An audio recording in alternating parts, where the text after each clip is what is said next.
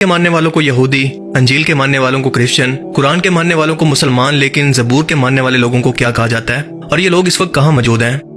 ہم سبھی لوگ جانتے ہیں کہ اللہ نے 4 آسمانی کتابیں مختلف اوقات کے اندر اپنے پیغمبروں پر نازل کی، جو کہ ترتیب کے لحاظ سے تورات، زبور، انجیل اور قرآن مجید ہیں۔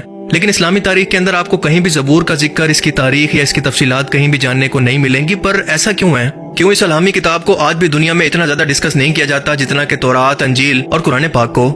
کیا یہ اس وقت بھی اپنی اصلی حالت کے اندر موجود ہے؟ اس میں کیا کیا لکھا ہے، یا پھر اس میں کیا کیا موجود ہے؟ آج کی اس ویڈیو میں ہم انہی سوالات کے جواب جاننے کی کوشش کریں گے۔ تو چلیے شروع کرتے ہیں۔ زبور حضرت داؤد علیہ السلام پر نازل ہونے والی کتاب تھی، جسے سمجھنے سے پہلے اس کے نزول کا وقت اور اس کی ضرورت کو سمجھنا انتہائی ضروری ہے۔ فرعون مصر کی 400 سال کی غلامی میں رہتے ہوئے بنی اسرائیل قوم کو آزاد کروانے کے لیے اللہ نے ان کے اندر اپنا پیغمبر اور رسول حضرت موسیٰ علیہ السلام کو نازل کیا، جن پر تورات یعنی پہلی مکمل آسمانی کتاب کو نازل کیا گیا۔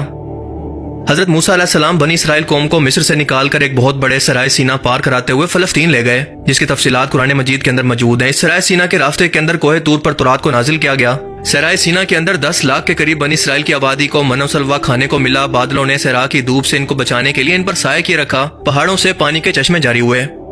حضرت موسیٰ علیہ السلام کا زمانہ 1500 قبل مسیح یعنی آج سے 3500 سال پہلے کا بتایا جاتا ہے، یا پھر حضرت عیسیٰ علیہ السلام کی پیدائش سے 1500 سال پہلے کا۔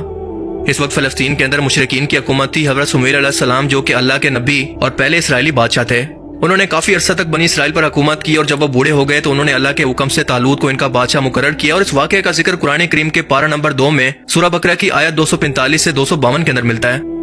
حضرت طالوت علیہ السلام نے 1004 قبل مسیح سے 1020 قبل مسیح تک حکمرانی کی، اور اسی وقت کے اندر فلسطینی فوج سے ایک فیصلہ کن جنگ ہوئی۔ بنی اسرائیل اس وقت بہت ہی مالی اور عسکری طور پر کمزور تھی، اور اپنی طاقت کے نشے کے اندر فلسطینی فوج نے یہ اعلان کیا کہ ہمارے سب سے طاقتور سپاہی جالوت کو اگر تم میں سے کوئی شخص ہرا دے گا یا پھر اسے قتل کر دے گا تو یہ پورا کا پورا فلسطین بنا لڑائی کے تمہارا۔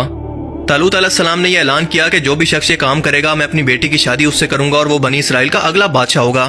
اسی دوران حضرت داؤد علیہ السلام، جو کہ اس وقت بکریاں چرایا کرتے تھے، سامنے آتے ہیں اور ایک ہی وار سے جائنٹ کو جہنم واصل کر دیتے ہیں، اور وعدے کے مطابق اب فلسطین بنی اسرائیل کے حوالے ہو جاتا ہے۔ اسی فلسطینی فوج سے تابوت سکینہ بھی واپس لے لیا گیا، جس کے اندر حضرت موسیٰ علیہ السلام اور حضرت ہارون علیہ السلام کے تبرکات تھے۔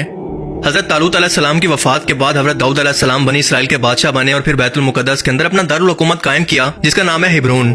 اب تک بنی اسرائیل کے اندر شریعت اللہ کا قانون تورات ہی تھا، اور حضرت داؤد علیہ السلام نے پہلی بار بنی اسرائیل قوم یا پھر یہودی قوم کے لیے باقاعدہ طور پر ایک عبادت گاہ قائم کرنے کی شروعات کی۔ اس سے پہلے یہودیوں کے اندر باقاعدہ طور پر کسی عبادت گاہ کا تصور موجود نہیں تھا۔